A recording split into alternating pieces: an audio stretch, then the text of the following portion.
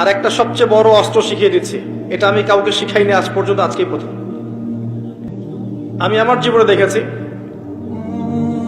এই ওসিলা করে যা চেয়েছি পাইনি এমন কোনোদিনও যায় নাই।